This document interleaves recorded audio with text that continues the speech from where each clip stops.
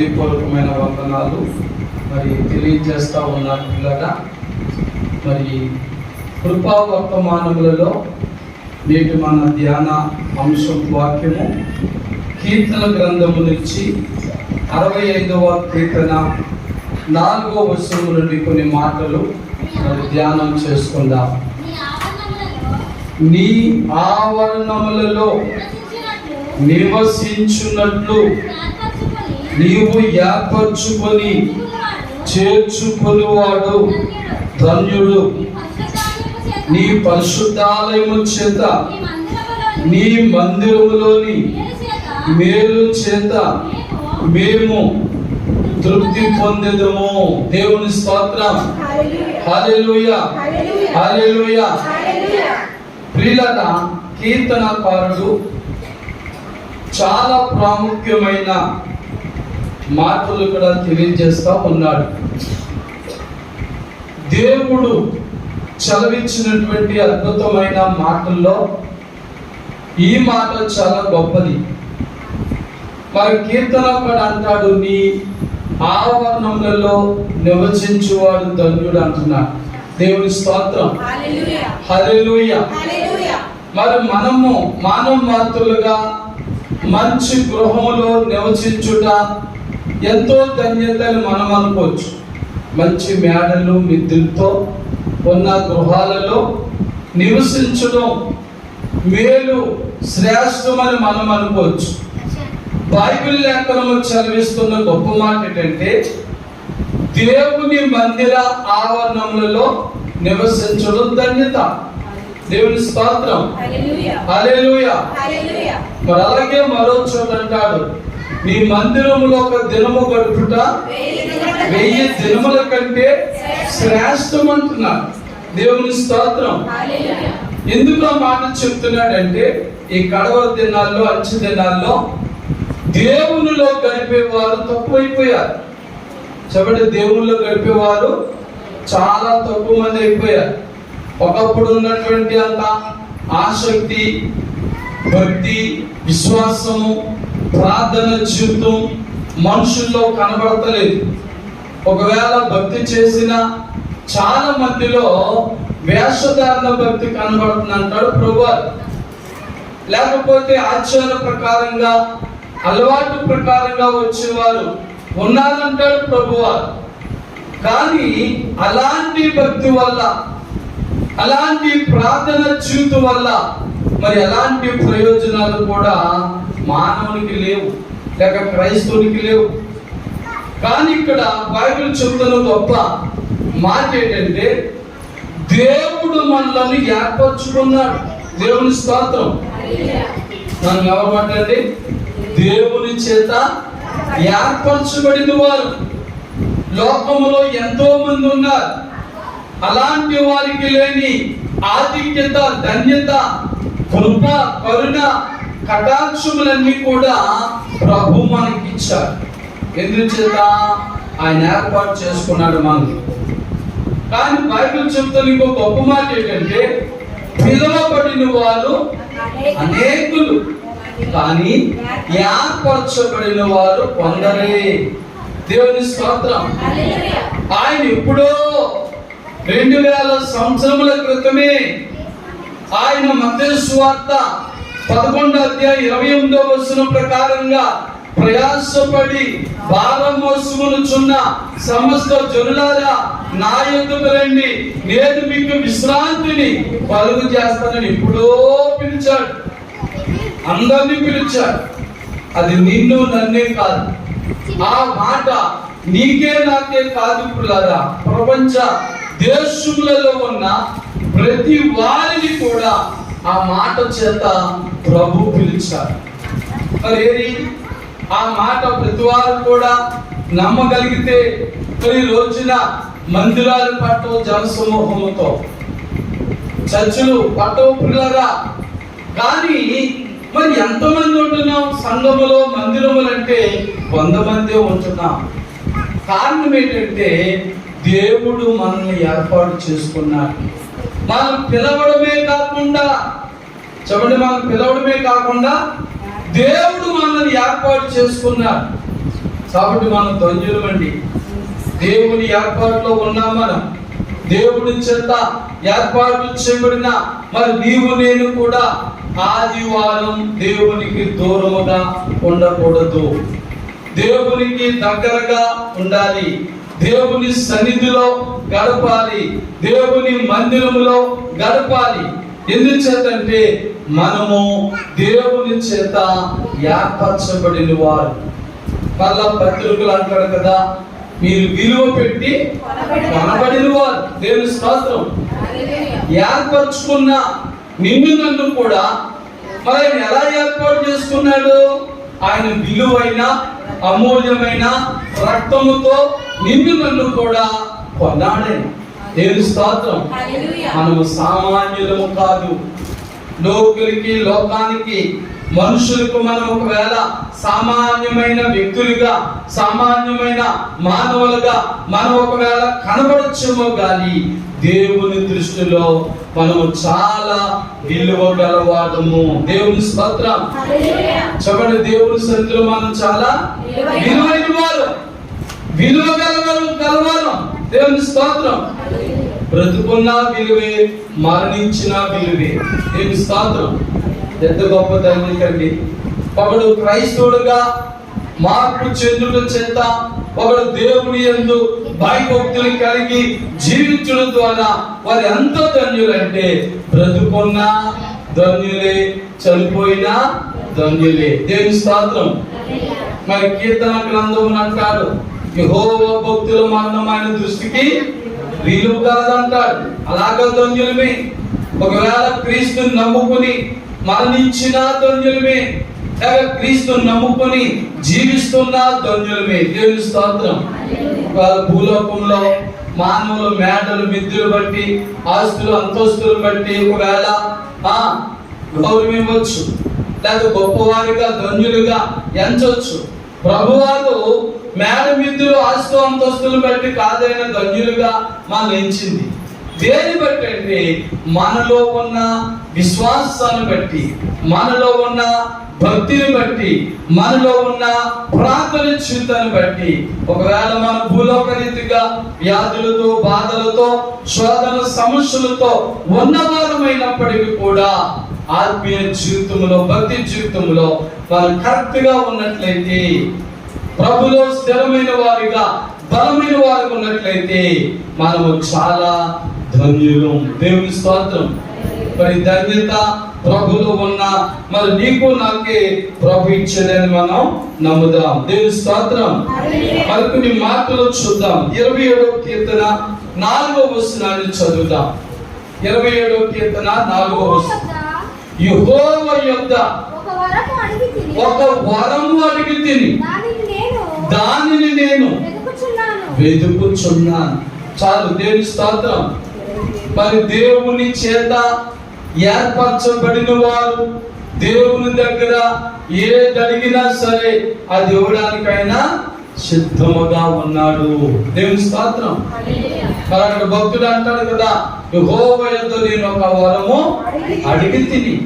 మరి నీవు నేను కూడా ఏర్పరచబడిన వారు, దేవుని చేత పిలువబడిన వారు, దేవుని చేత విలువైన రక్తము చేత కొనబడిన వారు కనుక దేవుని దగ్గర ఏ వరం అడిగావు?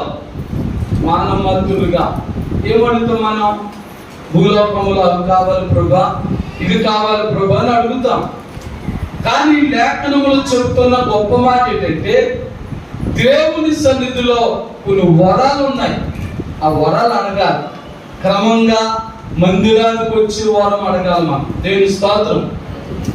ప్రార్థన చేసే వారం అడగాలి. పాటలు పాడే వారం అడగాలి. దేవుని స్తుతించే వారం అడగాలి. దేవుని మాటలు శ్రద్ధగా విని వరం అడగాలి. దేవుని స్తోత్రం. మరి ఇలాంటి ఆత్మీయమైన వరాలు మనం అడగాలి. మరి ఇలాంటి ఆత్మీయమైన వరాలు అడిగితే ఏంటి మనం ప్రయోజనం అనుకుంటున్నారా? ఎప్పుడైతే మనం ఆత్మీయమైన వరముల చేత, ఫలముల చేత మనము స్థిరపరచబడ్డామో, బలపరచబడ్డామో, ఆటోమేటిక్ గా నువ్వు అడగకపోయినా భూలోకంలో నీకు ఏది కావాలో అవన్నీ దేవుడు నీకు అనుగ్రహిస్తాడు. హల్లెలూయా.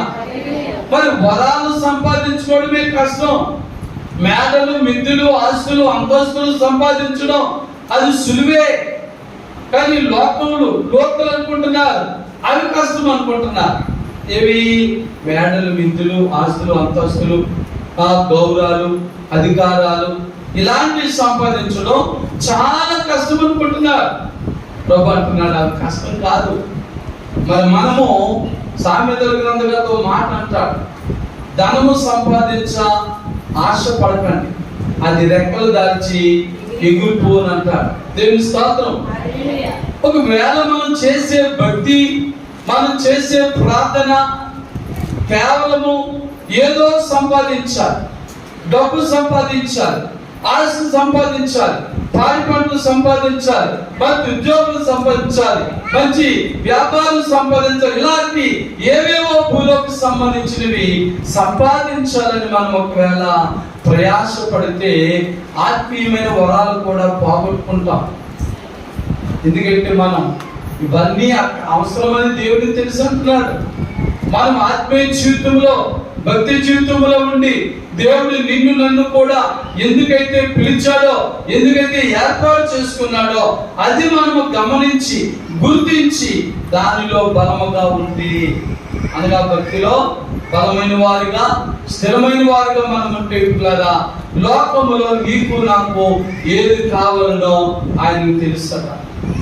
ఈ అడగక ముందే మీకు ఏది అవసరమో అక్కడ దేవునికి తెలుసని బయట చెప్తుంది. మరి ఎప్పుడు తెలుస్తుంది? ఆయన మనసు నీ మనసు ఏకమైనప్పుడు. దేవుని స్తోత్రం.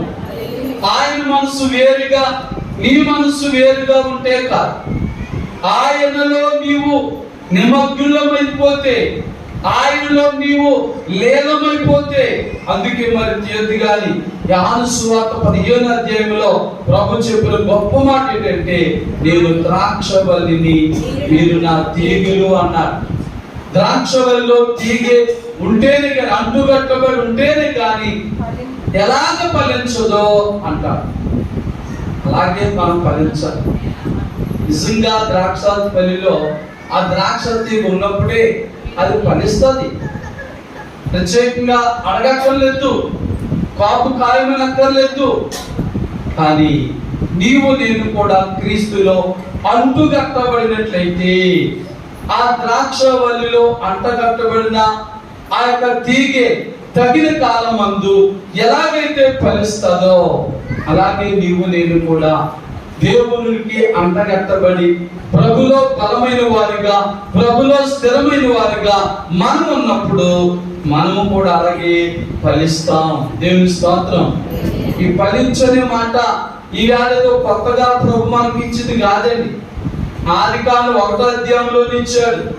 ఆదాము అవలను చేసినప్పుడే అక్కడ అంటాడు కదా, మీరు ఫలించి అభివృద్ధి చెందుడి. దేవుని స్తోత్రం.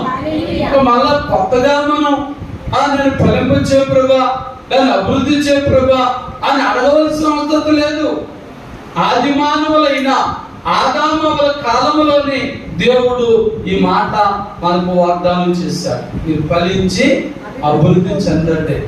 మరలా మనం ఇప్పుడు కొత్తగా నాకు అది ప్రభా, ఇది ప్రభా, అది కావాలి ప్రభా, ఇది కావాలి ప్రభా అని మరి అడిగి ప్రభులో మనం సమయాన్ని వృధా చేసుకోకుండా దేవునిలో మనం ఎలా ఉండాలో, ఆత్మీయ జీవితంలో ఎలా ఉండాలో, భక్తి జీవితంలో ఎలా ఉండాలో, దేవుడిచ్చిన ఆ వరాలు ఫలాలు ఎలా సంపాదించుకోవాలో మనం ప్రయాసపడితే, వాటిని మనం పొందుకుంటే వాటితో పాటు ఈ భూలోకంలో ఉన్న సమస్తం కూడా దేవుడు ఇస్తాడు. అందుకే మరి ఇక్కడ కీర్తనాడు అంటారు, యెహోవా యొద్ద నేను ఒక వరం అడిగితిని, దాన్ని నేను వెతుకుచున్నాను.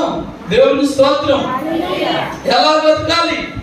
మన ఇంట్లో మనం ఉండి అక్కడే దొరకడైనా భగవద్గీతలో మాట ఉంది కదా, సోదమిత అంటుంది, నా ప్రాణం నా ఇంట్లో నా పరుపు మీద నా మంచం మీద నేను పరుండి నా ప్రాణ ప్రియుని వెతికి తిని ఆయన కనబడలేదు అంటారు.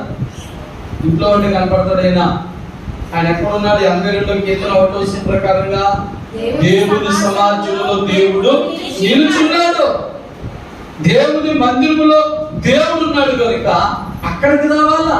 నీవైనా నేనైనా మనలో ఎవరైనా సరే, మరి కృపావార్త వర్తమానం విలుచున్న ఎవరైనా సరే దేవుడు ఎక్కడ ఉన్నాడు అక్కడికి రావాలి. దేవుని స్తోత్రం. ఆ సూలమిత అంటుంది, నా మంచం మీద నేను పరుండి నా ప్రాణప్రియుని వెలికి తిని ఆయన నాకు కానరాలేదు అంటే కనబడలేదు. అప్పుడు అంటది, ఇప్పుడే నేను లేచి వెళ్ళి ఆయన వెతుకుదును. దేవుని స్తోత్రం. లేచింది, వెతకడం ప్రారంభించింది. అప్పుడు అంటది ఆమె, నా ప్రాణప్రియుడు నేను వెతుకుచుండగా ఆయనకు ఎదురుగా వచ్చెను. దేవుని స్తోత్రం. ప్రియులారా, మనం వెతకాలి. మనం ప్రభు యొక్క దీవెనలు, ప్రభు యొక్క ఆశీర్వాదముల కంటే ఆయన మనకి ఇచ్చే వరాలు ఫలాలు మనం వెతికినప్పుడు ఆయన తప్పగా మనకు కనబడతాడు. ఆయన మనకి ఎదురవుతాడు. మనకి ఎంతమంది ఆత్మీయ జీవితంతో, ప్రార్థన జీవితంతో, భక్తి జీవితంతో మరి ప్రభుని ఎదుగుతున్నారో జ్ఞాపకం చేసుకోండి పిల్లరా. అలాగే మరొక వచనం చదువుదాం. కీర్తన గ్రంథము నుంచి 84వ కీర్తన 4వ వచనం కూడా చదువుదాం పిల్లరా. 84 నీ మందిరమునందు నివసించువారు ధన్యులు, వారు నిత్యము నిన్ను స్తుతించుదురు. నీ వలన బలమునందు మనుషులు ధన్యులు. దేవుని స్తోత్రం. ఎంత గొప్ప మాటలు. దేవునిలో, ఆయన మందిరములో మనం ఉన్నప్పుడు బలవంతులు. దేవుని స్తోత్రం. దేవుని కంటే మించిన గొప్ప బలం ఈ లోకంలో ఏది లేదు. నీకు ధన బలం ఉండొచ్చు, లేక శారీరక బలం ఉండొచ్చు, బంధు బలం ఉండొచ్చు. దానికంటే గొప్పది దేవుని బలం. దేవుని స్తోత్రం.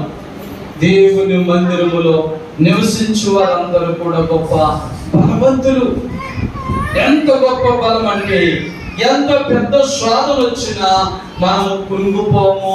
దేవుని స్తోత్రం. మరి యోబు గారు పెద్ద శోధన వచ్చింది, కృంగిపోయాడా? దిగులు పడ్డాడా? వేదన పడ్డాడా? దేవుని విడిచిపెట్టాడా? ప్రార్థన చేయడం మానేడా? మానేడు. ఎందుకు చేత? ఆయన క్రీస్తుని నమ్మాడు, స్థిరముగా నమ్మాడు, బలముగా నమ్మాడు. మరి ఈ లోక మేడ మిద్దులతో తన భక్తిని ముడివేసుకోలేదు కాబట్టి ఈ భూలోక సంబంధించిన మేడలు, మిద్దులు, ఆస్తులు, అంతస్తులు పోయినా అతను భక్తి పోగొట్టుకోలేదు. దేవుని స్తోత్రం. కనుక మరి మనం కూడా ఈ కడవర దినాల్లో, అంచె దినాల్లో మరి అలాంటి విశ్వాసం గలవారిగా, అలాంటి భక్తి గలవారిగా, మరి అలాంటి ప్రార్థన జీవితము గలవారిగా మనం ఉంటే ధన్యులు. దేవుని స్తోత్రం. శోధన రాగానే చర్చి మానేస్తున్నాం, కష్టాలు రాగానే మందిరకు దూరం అయిపోతున్నాం, ఏవో ఎవరెవరో ఏవో అనుకుంటున్నారని దేవునికి దూరం అయిపోతున్నాం. మరి ఇలాంటి చిన్ని చిన్ని శోధనలకి మరి నీవు లొంగిపోతే ఎలా నీ విశ్వాసం ముందుకు సాగుతుంది? ఎలా నీ భక్తి ముందుకు సాగుతుంది? ఎలా నీ ప్రార్థన జీవితం ముందుకు సాగుతుంది? కనుక బైబిల్ అంటుంది, శోధన సహించువాడు ధన్యుడు. శోధన వచ్చినా, వేదన వచ్చినా దేవుల్లో నేనుంటే బలవంతుడిని, క్రీస్తు మందిరంలో ఉంటే నేను శక్తివంతుడని నువ్వు నమ్మాలి. దేవుని స్తోత్రం. హల్లెలూయా, హల్లెలూయా. ప్రియులారా, మరి మరొక మాట కూడా చదువుదాం. 33వ కీర్తన 12వ వచనం కూడా చదువుదాం. 33వ కీర్తన 12వ వచనం. యెహోవా తమకు దేవుడు కాగల జనులు ధన్యులు.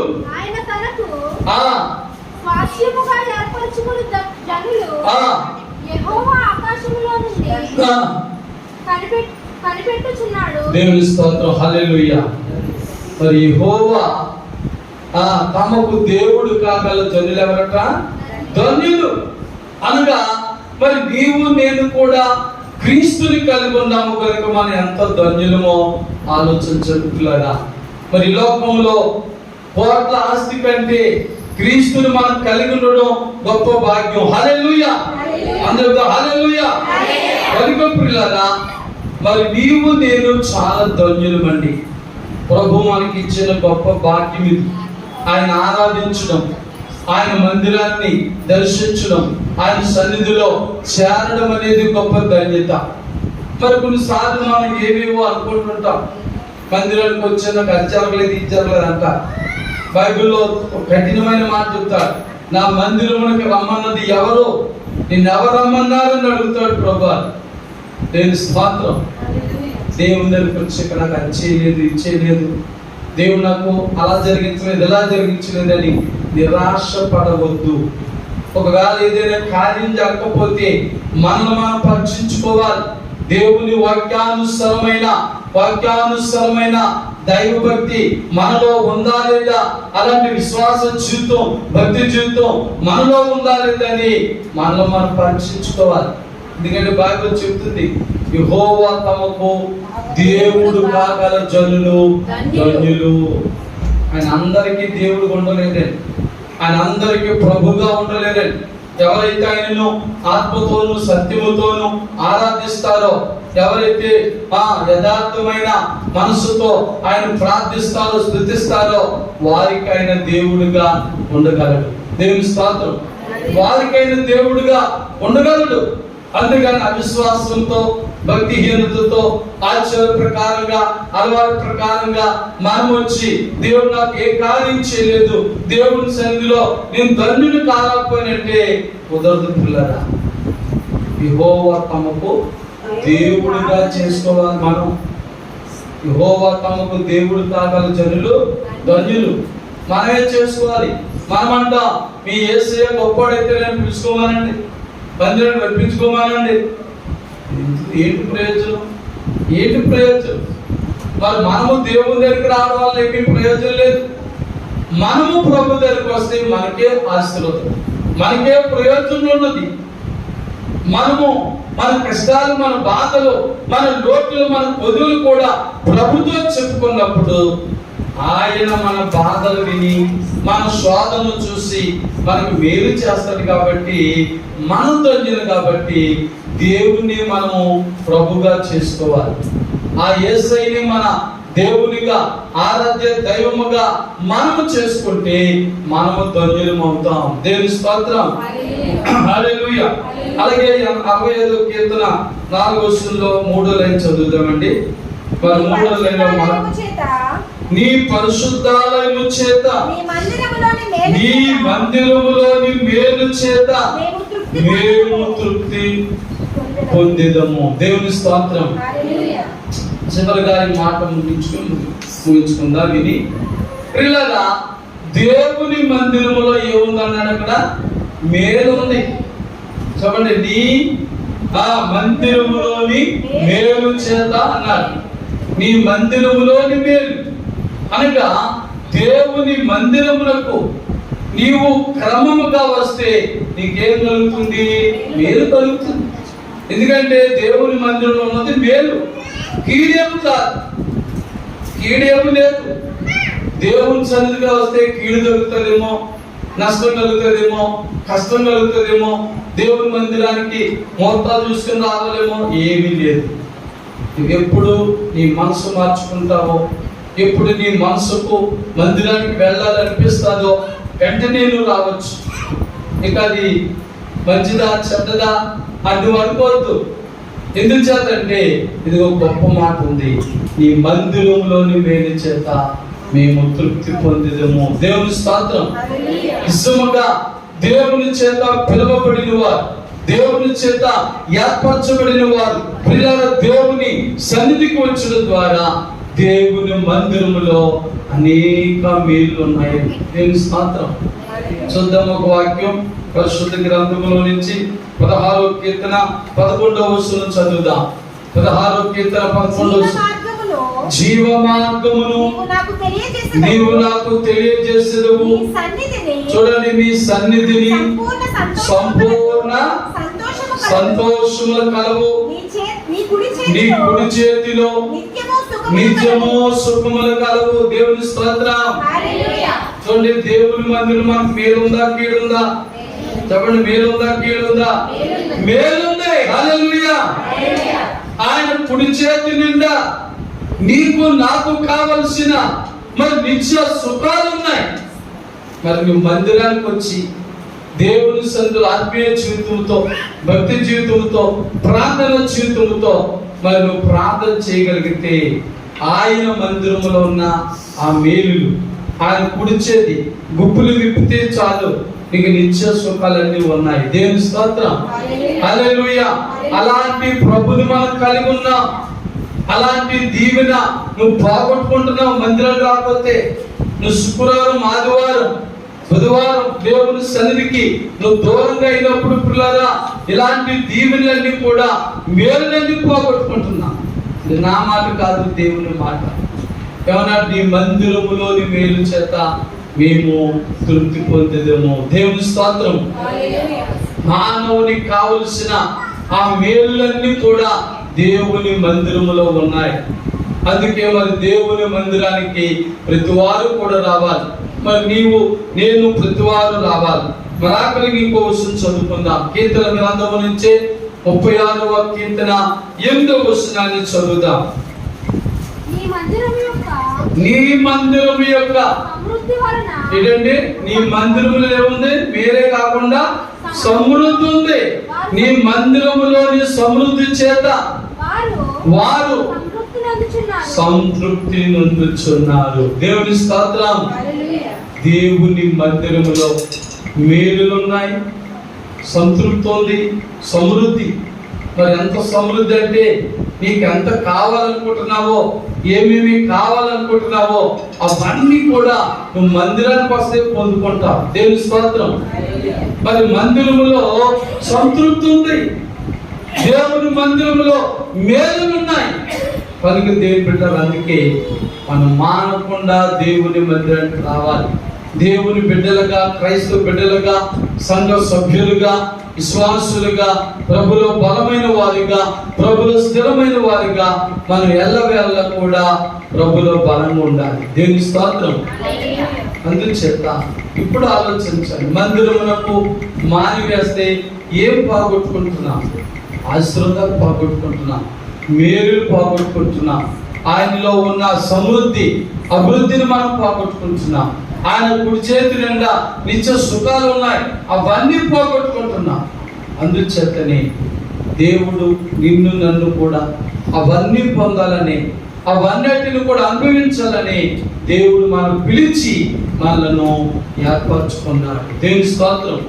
మరి ఏర్పరచుకున్న మరి నీవు నేను కూడా దేవునికి దూరం అయితే ఎలాంటి ఆశీర్వాదాలు పొందగలం? దేవుని సన్నిధికి దూరం అవుతా ఉంటే, మానివేస్తా ఉంటే ఎలాగ ఈ అభివృద్ధిని, ఆశీర్వాదాలు, మేలులు మన జీవితానికి ప్రాప్తిస్తాయో ఆలోచించండి. ఆలోచించి ఒక్క నిమిషం మోకరించి ప్రభు సన్నిధిలో ప్రార్థన చేసుకుందాం. ఏ విషయంలో నువ్వు దేవునికి దూరం అయిపోతున్నావు? మరి నువ్వు దేవునికి దగ్గరగా ఉంటున్నావా, దేవునికి దూరముగా ఉంటున్నావా? ఒకసారి ఈ మాటల చేత మనం ఒకసారి మనమే ప్రశ్నించుకుందాం. ప్రభా, ఇదిగో నీ మందిరంలో ఉన్న మేలు పొందడానికి నన్ను వారం తీసుకురా ప్రభా, ప్రతి కార్యక్రమానికి తీసుకురా ప్రభా. నీలో బలమైన బిడ్డగా, స్థిరమైన బిడ్డగా నన్ను మార్చు తండ్రి. ఇదిగో తండ్రి, నేను ఆదివారం అసలు నిర్లక్ష్యము చేయకుండా మీ కృప, మీ కరుణ నాకు పంపించు ప్రభా అని ప్రార్థన చేసుకుందాం. ప్రేమమయుడా యేసయ్య, మీకే వందనాలు, స్తోత్రము. మహోన్నతుడా, సర్వోన్నతుడా, గొప్ప దేవాన్ని పొందనాలు. అద్భుత కార్యములు, ఆశ్చర్య కార్యములు, బలమైన కార్యములు చేయడా మీకే స్తోత్రములు, వందనాలు చెల్లిస్తున్నాం. అద్భుత కార్యముల చేత, ఆశ్చర్య కార్యముల చేత, గొప్ప కార్యముల చేత ప్రభా నన్ను మమ్మల్ని బలపరిచి నీ మందిరములో ఉన్న సమృద్ధి చేత, నీ మందిరములో ఉన్న అభివృద్ధి చేత, నీ మందిరములో ఉన్న మేలు చేత మేము తృప్తి పొందినట్లుగా మమ్మల్ని ఆశీర్వదించి బలపరచమని యేసుక్రీస్తు పరిశుద్ధ నామములో ప్రార్థించి వేడుకొనుచున్నాము తండ్రి. ఆమేన్. దేవుని స్తోత్రం. హల్లెలూయా, హల్లెలూయా.